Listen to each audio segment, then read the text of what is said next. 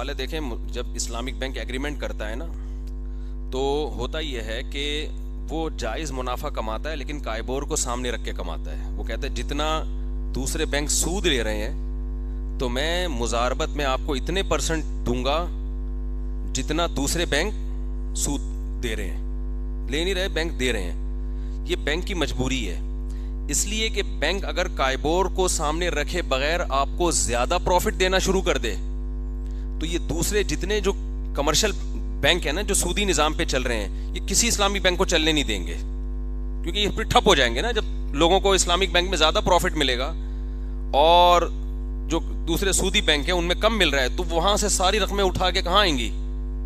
وہ اسلامی بینکوں میں آنا شروع ہو جائیں گی، جس کا نتیجہ نکلے گا یہ جو تھوڑا بہت سسٹم چل رہا ہے یہ بالکل ختم ہو جائے گا. اور اگر یہ کم دینا شروع کریں گے تو لوگ یہاں نہیں آئیں گے. تو یہ اسلامی بینکوں کی مجبوری ہے. لیکن فرق یہ ہے کہ یہ مزاربہ کا جو ایگریمنٹ ہوتا ہے نا اس ایگریمنٹ میں چینجنگ کرتے ہیں آپ کی پرمیشن سے، یہ زبردستی کی نہیں ہوتی. کہتے ہیں ٹھیک ہے جب کائبور میں اضافہ ہو گیا تو ہم یہاں سے اپنے پروفٹ میں اضافہ کریں گے، پروفٹ میں کمی کر دیں گے، اور جب کائبور میں کمی ہو گئی تو ہم اپنے پروفٹ میں اضافہ کر دیں گے. یہ ایگریمنٹ کا حصہ ہوتی ہے یہ چیز، اس میں کوئی دھوکہ نہیں ہوتا. تو ہونا تو نہیں چاہیے یہ کہ آپ نے کیوں اپنے آپ کو سودی بینکوں کے ساتھ مرج کیا ہوا ہے، لیکن یہ مجبوری ہے.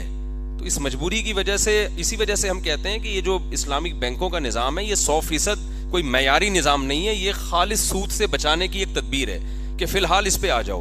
اور خالص بینکنگ یہ جب تک پراپر مضبوط اسلامی حکومتیں نہ ہو یہ ممکن نہیں ہے ہمارے معاشرے میں. تو جو ہو رہا ہے some thing is better than nothing. تبھی ہم یہ کہتے ہیں کہ جو اپنے آپ کو بچا سکتا ہے تو بچائے وہ، لیکن اس پہ سود کے حکام بہرحال جاری نہیں ہوں گے. مرکز دین و ایمان، مرکز دین و ایمان، مرکز دین و ایمان، مرکز دین و ایمان.